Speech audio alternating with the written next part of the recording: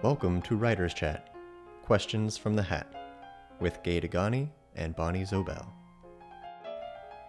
Get to know these two authors as they pull random questions from a hat and spontaneously answer. Hi, my name is Degani, and I'm here with my friend ZoBell. And last night we had a reading. She lives in San Diego, so she came up and we went to the Union Station to read from our new books. And because we were together, which is a rare opportunity, we decided we wanted to interview each other personally rather than just writing up a straight interview. So I'm going to let Bonnie talk a little bit about herself, and then I'll introduce myself, and then we'll get to our questions. Hi, I'm up visiting Gay from San Diego, as she said, and I have a new book out called What Happened Here with Press 53 that came out on May 3rd. So that's what I was reading last night. And I had a fiction chapbook called The Whack Job Girls that came out last year. And I teach and I blog and I write. So that's my life. Pretty much like my life, too. I have a book also, What Came Before, which is a suspense novel. And it's a story of a woman who discovers she has a half-sister that she didn't know about. And I used to teach school at Pasadena City College. And now I write as much as I can. So let's get to the questions. Okay. I have my magic hat, and I have put a bunch of questions in here that we're going to try and answer. And I guess I'll start. I'll pick one for you. Is this your first book? How many books have you written prior, if any? This is my first full-length book, What Happened Here with Press 53. But I did have a fiction chapbook out before called The Whack Job Girls, which was all flash fiction. Mm-hmm. Yeah. And what about novel? I've written novels, but I haven't published them. I'm going back to But one you have now. written them. Yeah. Yeah. What is the name of what are you working on now? Animal Voices. Animal Voices. Yes. Ooh, a little bit about that. It's about a couple in the south part of Del Mar, San Diego, before the freeway went through, and the woman can communicate with animals, and the man eventually gets AIDS. Oh, okay. Very interesting topic. Okay, we decided we're going to throw those over our heads. Okay, you can pick one for me. Are you a plotter or a pantster? Oh, yeah, that must mean right from the seat of your pants. Oh, okay. Okay, so plotter. I actually do both. I think it's a combination Aren't of they both. the same thing? No, a plotter is somebody who does an outline, thinks ahead, like people who write thrillers. Oh, I see what you mean, yeah. You know, they plan them out and have an outline, and I have a friend who does that, and she sticks to her outline. She has it all thought out ahead of time. I can't really do that. I'll actually write an outline, but then I ignore it.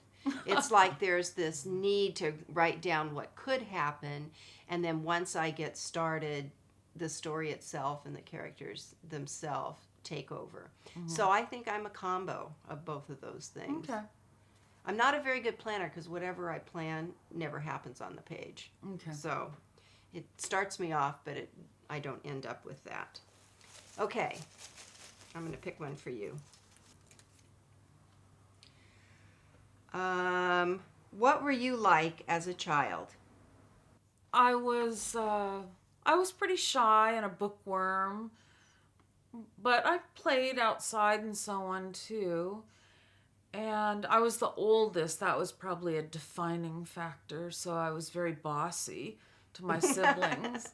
How many did you have? I still have them. I have 4 siblings, Really? and then later I had 4 more step siblings, but not until I was, oh, I had actually moved out by then. By so, then, yeah. yeah. And what was your favorite toy? My favorite toy, well, I liked my Nancy Drew books, and I did some serious Barbie doll playing.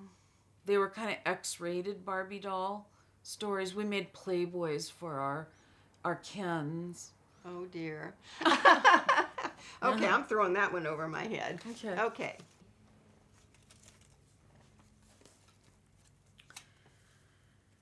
Do you dream? Do you have recurring dreams and nightmares? Actually, I had one for a long time.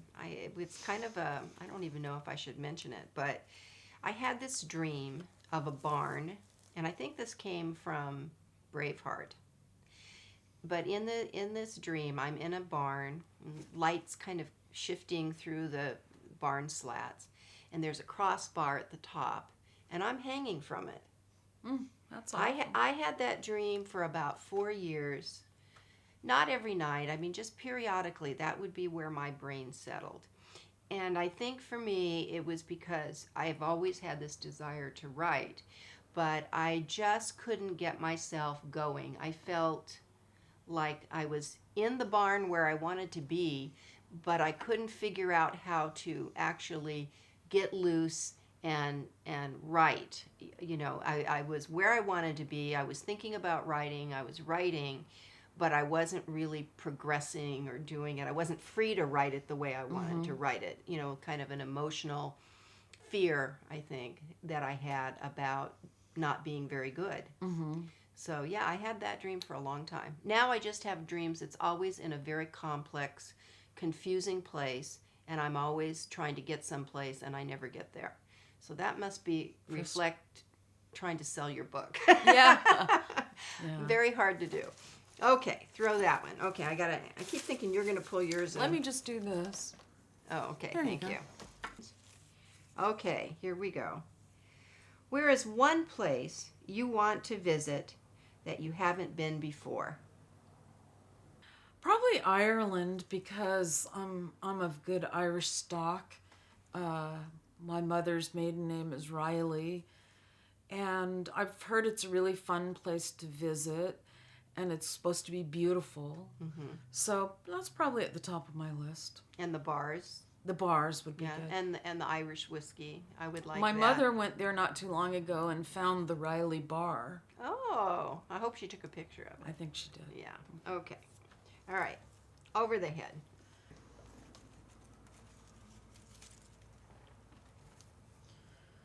This is a good one. If you were a superhero, what would your name be? What costume would you wear? If I were a superhero, well, I would like to be the superhero of common sense. You know, every time somebody was going to do something really stupid, I would like to show up and say, all right, wait a minute. Let's think about this logically. I could see you doing this. Yeah, you know, let's talk about this. What's the small stuff? What's the big stuff? What's the worst case scenario? And is the outcome equal to the risk? Yeah, that's a good point. And my costume would be maybe a bossy lady outfit. And what was that? What would that look like? The church lady? No, I don't. I really don't. I'm not like that, but I don't know how I would actually convey that. Mostly what I tell people, this is what I learned teaching essays in English, is the best thing to do is sit down with a piece of paper and just list everything that you can think about, whatever it is you want to do. Maybe you could have like a billboard and people could write their list. Yeah, that's a good idea. Yeah, that billboard lady. Billboard lady, common sense lady. Here's all the pros and cons of whatever it is you want to do. Okay. So yes, that's a weird superpower. Okay. How important are names to you in your books? They're very important. I spend some time thinking about it. I have to get the feel of the character before I can name him or her, and and then I go through baby books. Mostly is how I find people, or names of people on websites that seem to fit the character. Not first and last, just first. But it's more of a feel than a scientific way I decide it. Does it fit the person? Does the mood of it sort of ring true for that person, and so on? Okay, and do you choose the names based on liking the way it sounds and the meaning? Yes. That's basically what you're saying, right? Yeah. So, and do you have any name choosing resources that you'd recommend? Baby books probably Baby would books. be it. Yeah. Okay, all right, that sounds great. I have looked in the phone book before too. Yeah, I think it's harder with last names. Yeah. You know, because you want to have a last name that is common but not the expected. You Yeah. know, so that it isn't. It's easy to say, easy to think about, Right. but it's not your obvious Smith Jones and Yeah. Garcia and so forth. Yeah. So, okay, very good. Do I ask? I think it's. Is it my turn? Did you ask? Oh yeah, no. I guess it's my turn. Your turn to ask me. Right. Okay. Okay. What is something you want to accomplish before you die? I probably have 10 books in my head, and I would love to do those. I am not very optimistic about it because I have such a late start. But I definitely want to write the prequel to What Came Before and tell the story of my main character, Abby, her mother's story. I want to tell that story because when I first wrote this book, that was included in the book, and then I took it out because it seemed to affect the pacing. I didn't know that. So now I want to write that. And then I have a whole bunch of other ideas. I love historical fiction, so I'm from Louisiana, and my family, according to legend, came over from France in the 1700s and went to Canada, and then they went to Quebec, and then they came down the Mississippi River to South Louisiana. And I'd like to tell that part of the story, and I also would like to tell the story of what happened to Louisiana when the oil companies came in, and how it wreaked havoc on the land as well as on the people. I don't think most people in South Louisiana, despite the fact that they owned the land, none of them got rich. So the oil company and the land company got rich. So those are projects I'd like to do. Everything I want to do always requires lots of research. So we'll just see. We'll see what happens. But, Okay. yeah, I would like to accomplish those goals. Okay. Okay, me for you. What is your least favorite part of the publishing writing process? Least favorite part would be marketing. Yeah, I knew that was going to be it. I mean, I get into it once I'm doing it, but I'd rather be writing something new. But the way things are these days, the writer has to be an active participant in marketing. And it's not my nature, but I do want people to read my book. So you have to tell them about your book. I have to tell them about it and find ways to get it into readers' hands and so on. Yeah, I think that's the key, is trying to get one or two people to like it so that they tell one or two people, and you do it as what do they call that? A groundswell. I want to Right. create a groundswell. Yeah. So, okay, very good. We'll throw that one over. Okay, let's see. Gay, what secret talents do you have? Oh my gosh. Common sense is one of my talents. There you go. There you go. I don't think I make a secret of much stuff, so it's hard to say what the secret talent is. Maybe something most people don't know about. Well, I do have, I have a talent. I know what the talent is. I'm a good forger. This is really weird. It's weird because, if I'm writing a note to my friend Gail, and I'm writing it, I look down and all of a sudden my handwriting reminds me of Gail's handwriting. When I'm writing a note to my daughter, the note I write looks like my daughter's handwriting. And when I'm writing a note to my husband, it looks like his handwriting. I don't know where that comes from, but I think, wow, oh, that looks like you wrote it yourself. And he wrote that. So there's something that goes on in my head. And I guess that's a talent because, of course, I did sign all of Tim's checks from work forever. And so probably they're more familiar of my version of his signature than his version of his signature. But yeah, that would be my hidden talent. Okay. Hopefully nobody will contact me to forge any letters from Thomas Jefferson or not something. Okay. All right, so one more for you. Where do you see yourself in 10 years? Retired and Rested? rested, yeah. Not sleep deprived and writing more and living a healthy life in sunny Southern California. And what book projects do you have in the back of your mind? Well, I have a few novels that I'd like to go back to that I really do like, but I got tired of them. Mm-hmm. So I want to go back to those. Another one called Bearded Women. Ooh. It's about an electrologist and her friend.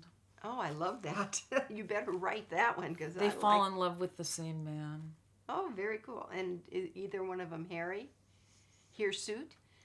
Oh, yes. Oh. Or she wouldn't need to go to the electrologist. Oh, that's right. Okay. All right. Throw that one away. Okay. Just as your books inspire authors, what authors have inspired you to write? Well, I would say Harper Lee. Her book inspired me to be a writer. My goal before I die, I guess, would be to write a book as good as To Kill a Mockingbird before I died, but I'm not too hopeful on that. Oh. But, it's a great book. The problem with that is, the rumors about how much of that Harper Lee wrote. But in my heart, she wrote the whole thing. It was her story. Oh, I never heard that before. Yeah, Truman was trying to get in there and saying that he wrote it, and then some editor, So I love the book, and I like to believe that, it was her story and she wrote it, and maybe somebody needed to do some punctuation here and there, but... Yeah. So yeah, that would be what I'd like to produce, is something meaningful like that book. Okay. Alrighty. If you didn't like to write books, what would you do for a living? Why is that funny? Because how many... Oh, it implies that you make a living at writing. Yes. That makes me Yeah, really... so it's kind of hard to answer. Do I answer just what else would I like to do, or how would I like to make money? You'd like to... Everybody wants to make money writing, right? That's true, but very few do. Very few do.